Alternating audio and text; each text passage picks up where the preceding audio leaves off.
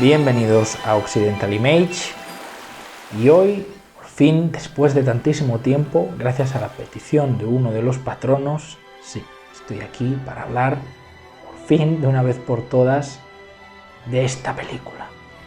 Una de mis obras favoritas del cine de animación y del cine en general, de las mejores películas que se hicieron en la década de los 90 y en absoluto clásico de culto.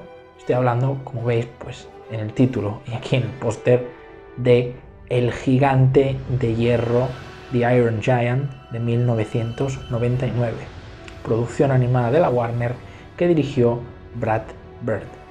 Y en el reparto, en el cast de voces, tenemos por ejemplo a Vin Diesel doblando a la máquina, al robot, en la versión original. Y me parece que también está Jennifer Aniston, creo que son las dos caras más conocidas. Bueno, si os digo la verdad, yo a esta película creo que lo que se merecía era un macro review en toda regla. Pero puse la película a votación, creo que más de una vez, y no ha ganado ninguna de las veces, pero bueno, siempre hay tiempo para hacerlo. De momento, pues tenemos la review normal. Hay cosas que me voy a dejar en el tintero, porque de esta película se puede hablar muchísimo, pero voy a intentar sintetizar lo más elemental.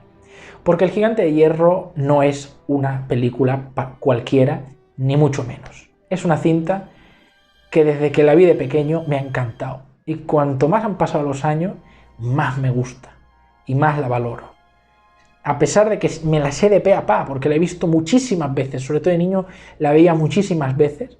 Y para mí esta es una de las pocas películas con la que la Warner le hizo así, pa, a la Disney en la cara, incluso en aquellos años que estaban sacando maravillas como El Rey León y Jorobado de Notre Dame, etc.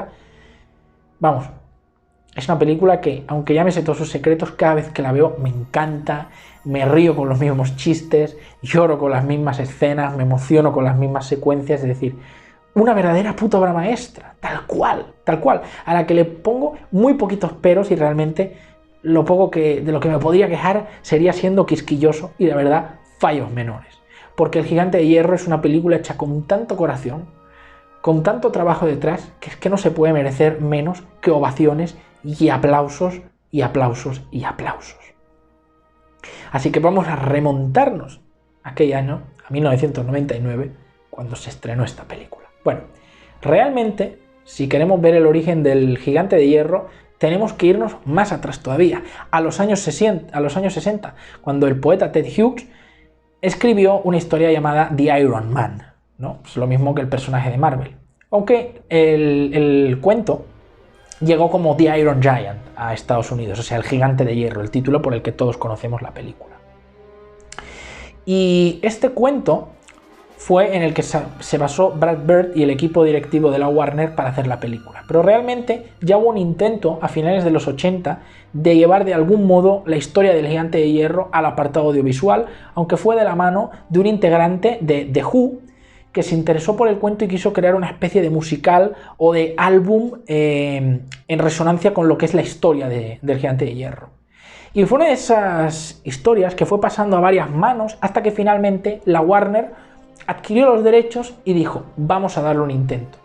El problema con esta película fue que un año antes los de la Warner habían estrenado su película animada Quest for Camelot, ¿no? O sea, En busca de Camelot, o La espada mágica en busca de Camelot, una película también interesante, aunque tampoco excesivamente buena, pero sí muy buena, me gusta bastante, que pues para ellos fue un fracaso comercial. No funcionó bien, a pesar de que le pusieron ganas y crearon ese mundo medieval, en plan con la historia del rey Arturo y la espada Excalibur, y bueno, no consiguieron el resultado que querían. Obviamente no se pudieron ni acercar a un producto de Disney, ni siquiera de la DreamWorks, que en esos años pues estuvo haciendo, como ya sabéis, preciosas películas como El Príncipe de Egipto. Y cuando quisieron ponerse en marcha con El Gigante de Hierro, la verdad es que los directivos de la Warner no estaban muy contentos, no eran muy optimistas, y con el chasco que se llevaron por culpa de Quest for Camelot, no se vieron con mucha confianza con esta película. ¿Qué supuso esto? Algo a priori malo, pero que al final yo creo, y supongo que coincidiréis conmigo si os gusta esta película tanto como a mí, o ni que sea la mitad que yo, que esto repercutió positivamente en la película. ¿A qué me refiero? Que los directores quitaron dinero a la producción, pero como no estaban tampoco muy obcecados ni interesados en el resultado en taquilla de la película, a pesar de que le dieron menos presupuesto, también desatendieron el producto. En otro sentido, o lo podrías decir de otra manera, dejaron libertad creativa a Brad Bird y al equipo de animadores, que por cierto, 3/4 partes del equipo de animadores fueron los mismos que trabajaron en la de Quest for Camelot, es decir, ya era un equipo experimentado.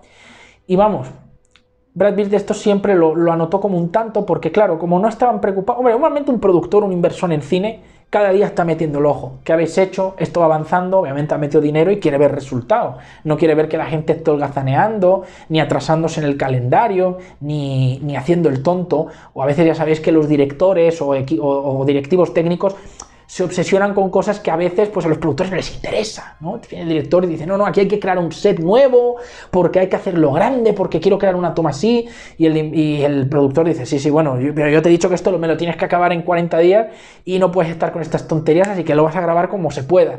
El director no, y peleas y tal. Pero claro, como a los directivos esta película no les importaba mucho, ¿qué pasó?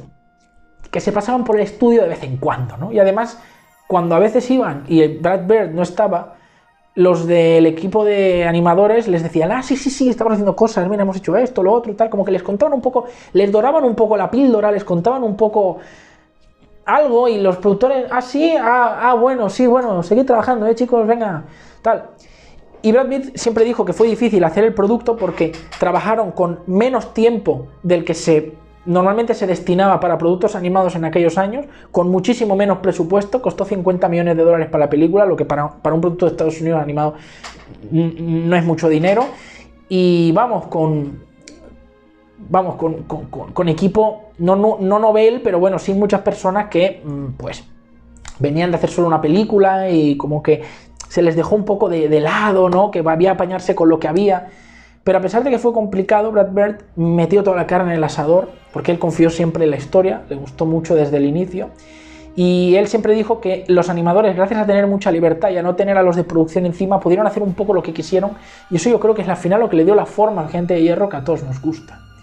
El equipo tampoco se durmió en los laureles, y se desplazaron a Maine, que es donde se ambienta la historia, al verdadero sitio, y fotografiaron y tomaron referencias gráficas de 5 ciudades diferentes para copiar los detalles en la historieta animada, e incluso tomaron fotos de las bardas, ¿no? De las vallitas que hay alrededor de los árboles en las calles, que eso queda muy bien reflejado en la cinta. Entonces, por eso vemos que se le pone tanto mimo a la película, y además al ambientarlo en los años 50 le da ese toque vintage súper guay, que yo creo que hace de la cinta algo genial.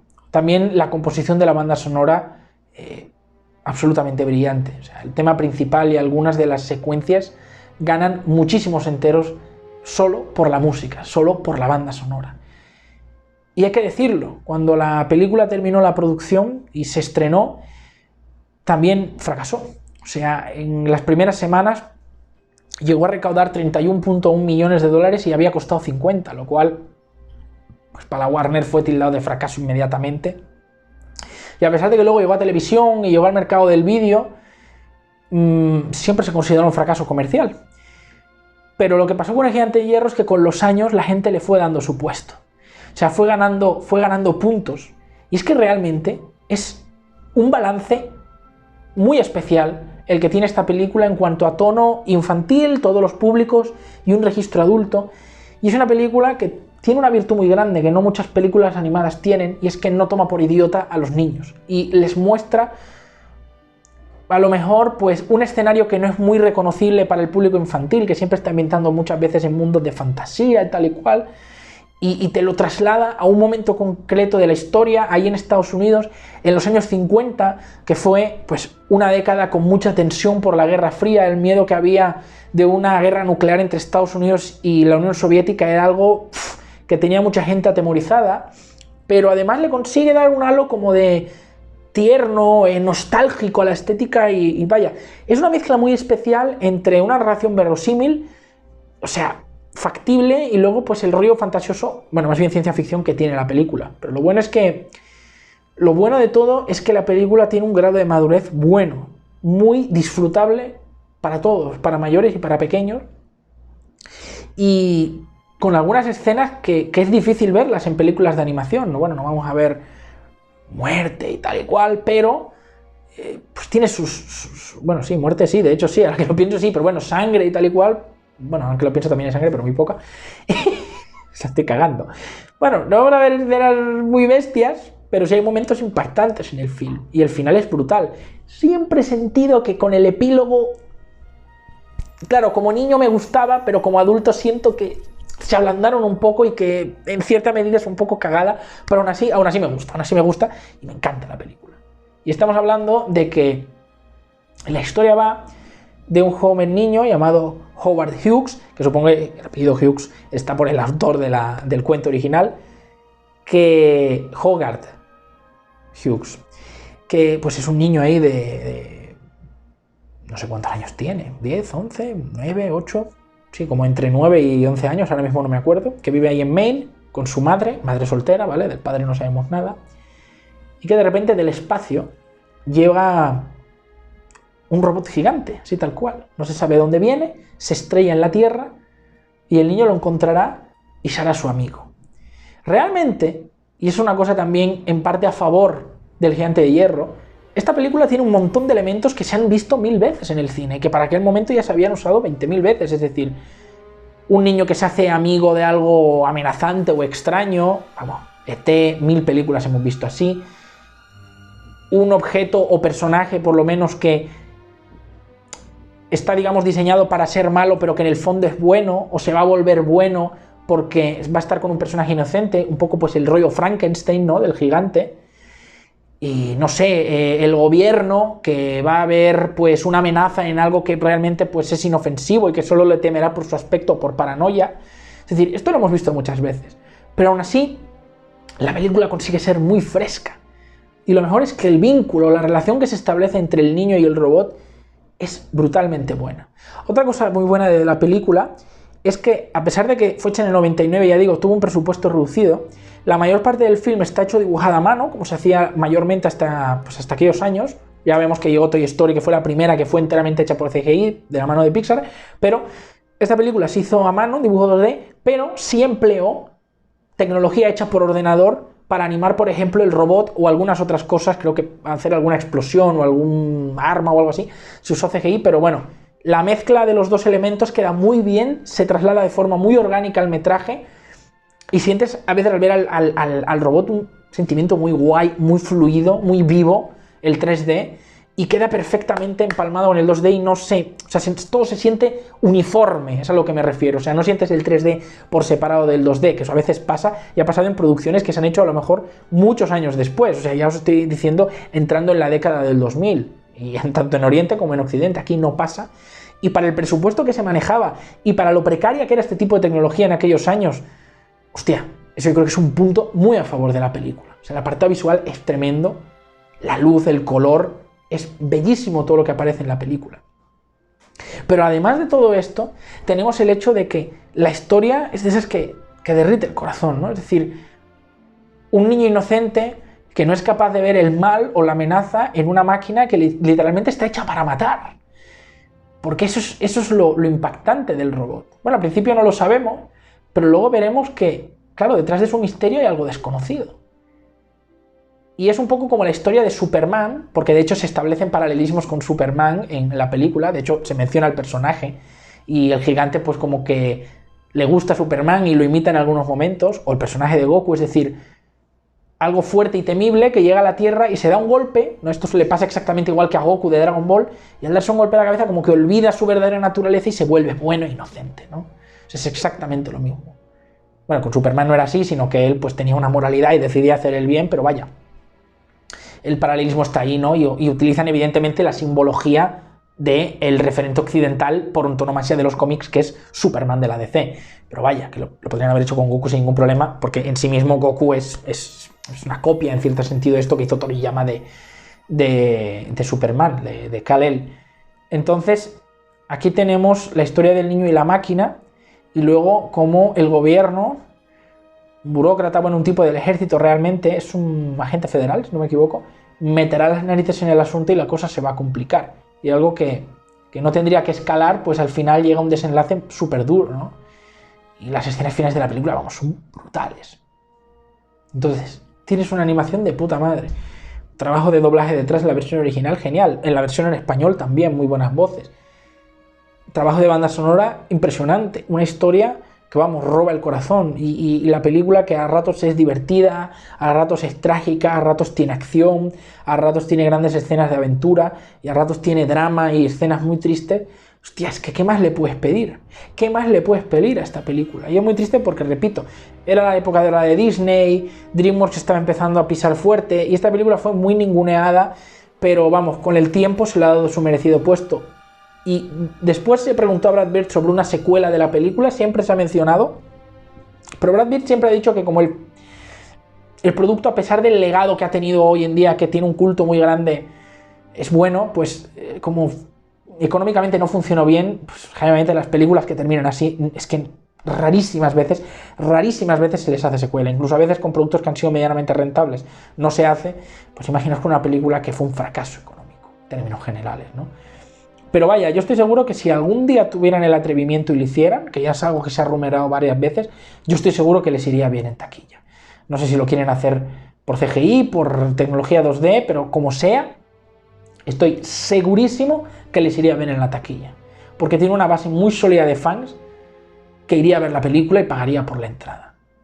Segurísimo, porque me doy cuenta que es una de esas películas que pasan los años y yo tengo 24 años, pero he conocido gente más mayor que yo que les encanta El Gigante de Hierro y veo gente joven, gente de 14, 12 años que ven la película y se suman a la cantinela de fans y se hacen, vamos, apoyadores máximos de la película porque la cinta lo vale, es decir, una cinta que envejece súper bien, que no le pesan los años y que sigue teniendo el mismo valor hoy en día, 21 años después, que cuando se hizo en el 99, y eso es algo muy positivo, súper positivo. Otra cosa que si no que podrían hacer, que yo creo que podría funcionar y yo también pagaría por ver, es un live action. Lo podrían hacer perfectamente porque con la tecnología que hay hoy se puede hacer, vamos, de sobras. Habría que ver cuán fieles son, tal, pero que económicamente podría funcionar.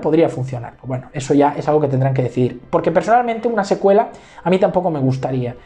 Brad Bird siempre lo dijo y yo estoy de acuerdo con él. El Gigante de Hierro es una historia autoconclusiva, es decir, no necesita más explicación después de lo que se ve en la película y yo creo que hacer algo más sería complicado, sería muy complicado, por lo menos que se acercara a la calidad de la primera, que estuviera a la altura. No es imposible, pero complicado. Y ahora Brad Bird en su carrera le ha ido muy bien, ha trabajado en Los Increíbles, ha hecho la secuela, pero no sé yo qué tan bien, incluso aunque estuviera Brad Bird y el mismo equipo, no sé qué tan buena idea sería hacer una secuela, o precuela, lo que fuera, un remake, lo que tú quieras, o un live action, pero secuela, no sé, y aún así os digo que un remake sería irrisorio, porque la película es prácticamente perfecta. Yo, como mucho, la posibilidad más factible, más rentable, que más sentido tendría para mí sería un live action, pero bueno, que tampoco me muero si no lo hacen, no os preocupéis porque, vamos, me basto y me sobro con la película. Y poco más tengo que decir. Una película maravillosa, de principio a fin, no me extraña que tenga el legado que tenga, que se haya convertido en todo un referente y, vamos, de esas películas que se te quedan en el corazón. Una putísima obra maestra, fue el debut en largometraje de Brad Bird. Es verdad que había trabajado en otras series, pero como director en una película era su primera vez y vaya, lo bordó, hizo un trabajo impecable con esta película, desde el principio hasta el final. Maravillosa película, si no la habéis visto ya te estáis dando, seáis jóvenes, adultos, hombres, mujeres, me da igual. O sea, es una película de esas que son universales, yo creo que gustan a cualquiera. Fantástica, en fin. Y ahora, después de repetir un montón de adjetivos alabando a la película, voy a comentar en spoilers algunas cosas. Lo primero es, por ejemplo, se ha especulado mucho sobre qué es realmente el gigante y de dónde viene el robot, ¿no? Bueno, hay que decir que hay una escena eliminada en la película, ¿vale?, que la podréis encontrar, en la que el gigante tiene un sueño, digamos, y se llega a ver algo que es como el sitio del que viene. Y vemos básicamente un montón de robots exactamente igual que él, que están como desfilando y destruyendo y atacando un planeta. Es decir, que podemos interpretar que básicamente son robots creados por no sabemos qué, una raza de máquinas, alienígenas, no se explica, pero que son armas creadas para llegar a un planeta y devastarlo. Porque lo que se demuestra en la película es eso, que el gigante es prácticamente indestructible, porque aunque los revientes, las piezas tienen inteligencia propia y se vuelven a unir todas. O sea, el gigante se monta solo, no sé si se podría destruir de alguna forma, pero vaya, le cae una bomba nuclear y no lo mata, o sea, bueno, no lo destruye, o sea, imaginaos, es una tecnología súper avanzada. Pero lo bueno también es que el diseño del robot se siente como vintage, ¿no? Es como de un hombre de hojalata grande, ¿no? Como que es metal y poco más, tú lo ves y no le pusieron luces, ni un visor láser, o sea, lo hicieron simplecito. Cuando despliega las armas, sí que ves que es como son armas súper avanzadas, como que tira blasters y cosas, pero el caparazón, digamos, el armazón es como una especie de hombre de hojalata vintage que podrías imaginar en los años 30 y que lo verías como un robot, que es un poco el diseño, creo que se inspiraron Brad Bird y los creadores del equipo de animación, un poco lo que eran los robots o artefactos alienígenas que aparecían en las primeras películas de ciencia ficción de serie B, sobre todo antes de que llegara Kubrick con Odisea en el espacio, ¿no? Antes de que llegara HAL y se empezara a reimaginar la inteligencia artificial y los robots de otras maneras, llegaría Blade Runner, Yo Robot, etc. Entonces, es que el diseño siempre me ha gustado. Además es muy, muy simple, ¿no? Es como gris, ¿no? De metal y ya está. En su cabeza tiene esa especie como de crestita aquí y sus ojos así amarillos y tiene como que ese visor de enfoque y poco más. Y cuando está enfadado se le ponen los ojos rojos, pero poco más. Entonces el origen pues no se nos explica, pero en esa escena eliminada se vislumbra. Que es una escena que al final yo creo que hicieron bien en quitarla porque tampoco hace falta, ¿no? Porque además te adelanta, yo creo que de una forma errónea, que realmente el robot tiene una capacidad destructiva. Porque hasta ese momento en la película tú piensas, ah, bueno, pues el robot no es malo. El agente federal, Ken Mansley, trabajo para el gobierno, pues piensa que es malo, pero pues a los ojos del espectador y del niño, pues no tiene nada de amenazante, ¿no? Le parece un ser inocente, puro y que tiene mucho que aprender. Entonces, claro, el avance que te dan de que él es malo es en la escena en la que Hogarth juega con el robot, ¿no? Que le dispara con una pistola de broma y la inteligencia del robot, él está programado para defenderse y detecta el arma y dispara un rayo contra el niño. Falla, afortunadamente. Pero ahí vemos que es peligroso, lo podría haber matado, es decir, como que no tiene capacidad de autocontrol si se ve amenazado, ¿no? O sea, no tiene carácter ofensivo, pero sí defensivo y es muy destructivo. Entonces, bueno, eso a criterio de cada uno. Hay un montón de escenas tronchantes en la película, como por ejemplo la de la ardilla al principio. Cuando llega el robot, la introducción con el marinero que está en el barco y se choca con el robot es impresionante. Cuando, por ejemplo, Hogarth tiene el primer contacto con el robot, que está viendo la peli de terror, de ciencia ficción de los años del catapum de 40-50, y ve la antena rota y ve el rastro en el bosque, así un poco rollo peli de terror, pero ese terror bueno, ese terror ochentero, friendly, tipo Gremlins, tal, es que mola un huevo cuando llega a la central eléctrica y el robot aparece y le pone ese sonido a los pasos y ves que todo tiembla, o sea, le consiguen que sea amenazante en cierta medida, ¿no? Y cuando empieza a hablar con él y descubre que come metal, así digamos que se alimenta, ¿no? Y se lo lleva a la casa y lo atropella el tren. Es que es una escena memorable, una tras otra, una tras otra, una tras otra. Es impresionante, porque no tiene una escena que le sobre a esta película. Ni una. O sea, el metraje está utilizado expresamente para lo elemental, para que poco a poco vayamos descubriendo cómo funciona el robot, cómo piensa, cómo razona, su relación con el chico, luego cuando él le enseña cómics, ¿no?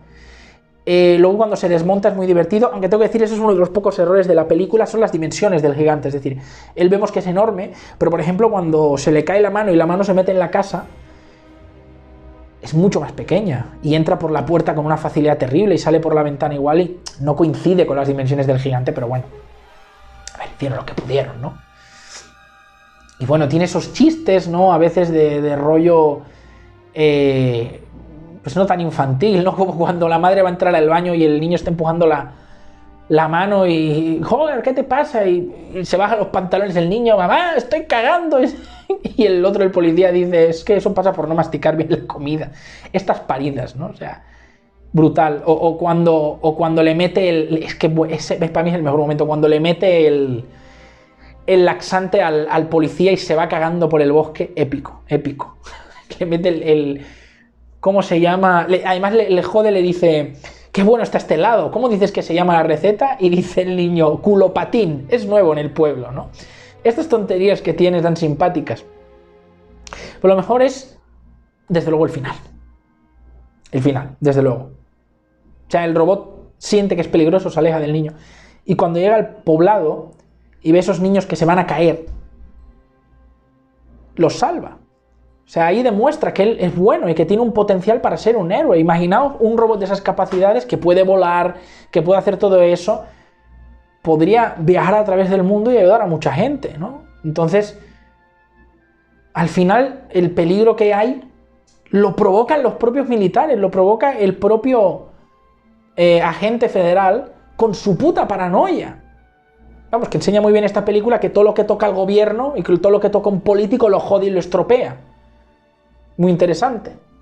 Y además se alejaron del tópico también de que el ejército lo quiera pues capturar para convertirlo en una arma. Se dejan de eso y claro, como está la paranoia de la guerra con la Unión Soviética, piensan que son los soviéticos que han mandado al robot, ¿no? Fue muy acertado ambientar la historia en esa época, en plena Guerra Fría, en uno de los momentos más crispantes, más tensos, ¿no? Con la amenaza de los misiles y ambientarlo en ese Maine nevado, frío, es que es brutal.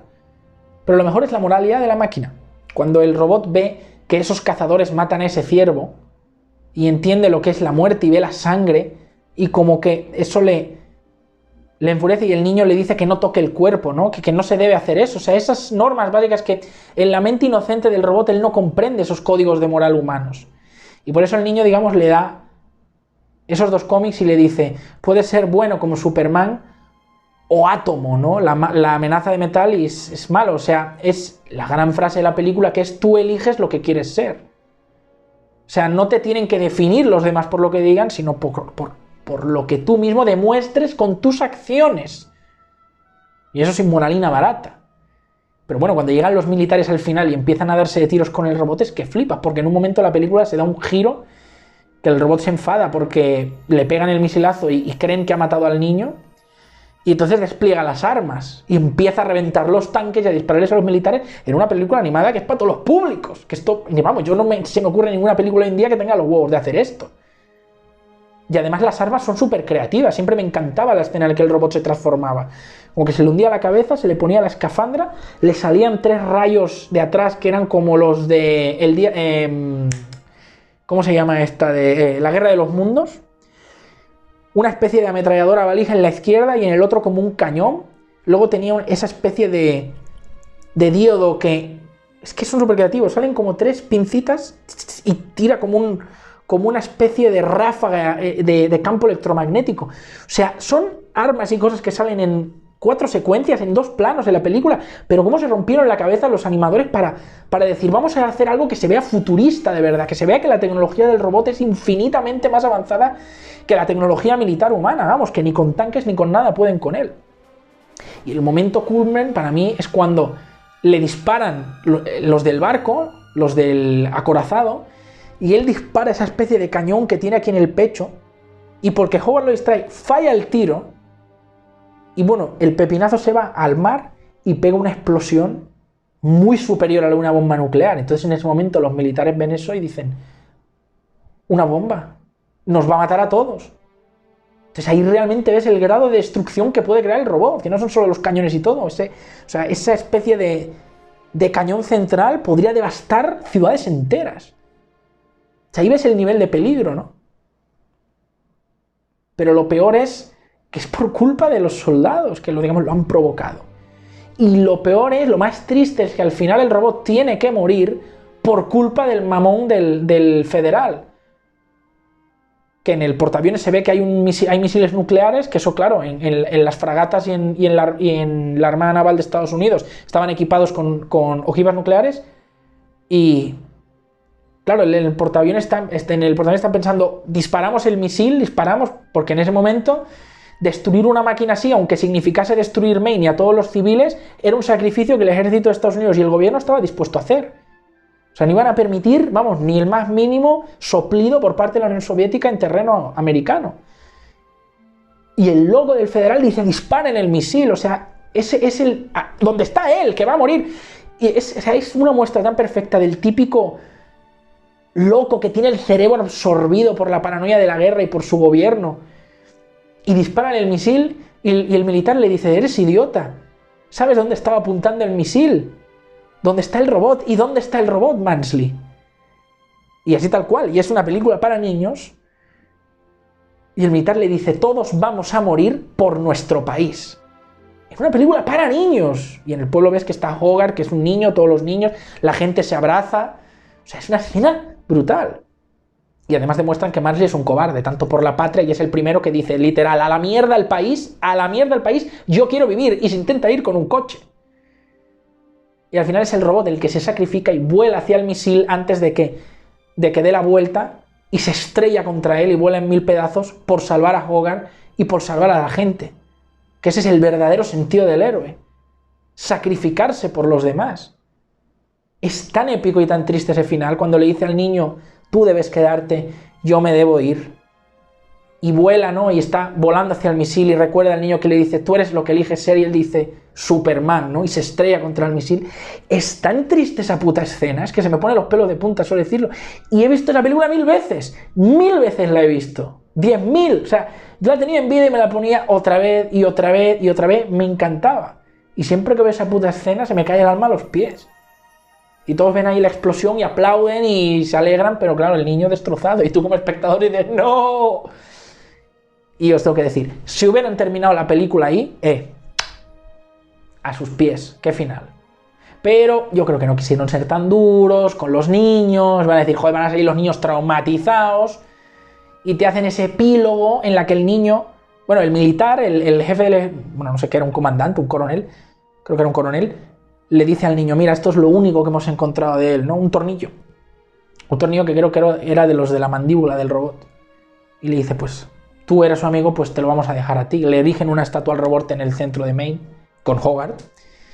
Y bueno, vemos ese final, que la madre no sé si se casa, pero bueno, se junta con el chatarrero, que era el artista ese New Age, modernillo, que se hace amigo de Hogarth, ¿no? Forman una familia, reemplaza el hueco del padre. Uy, qué conservadores esos, los progres no creo que les guste. Y pues él está ahí en su dormitorio y vemos de repente que el tornillo como que se activa y se va, y el niño le abre a la ventana y le dice buena suerte, y te da a entender que eso, que se destruyó en 1000 pedazos, pero que en algún sitio el robot se va a volver a juntar y como que no ha muerto, ¿no? Entonces, sí, obviamente es más, claro, es muy duro matar al héroe de esa manera, con el misil muriendo por todos. Yo como niño siempre he preferido el final, de que el robot está vivo, porque dices, ay, menos mal, y ahí se queda, o sea, no te hacen nada más de que se vuelva a encontrar con el niño ni nada, pero bueno, lo dejan ahí.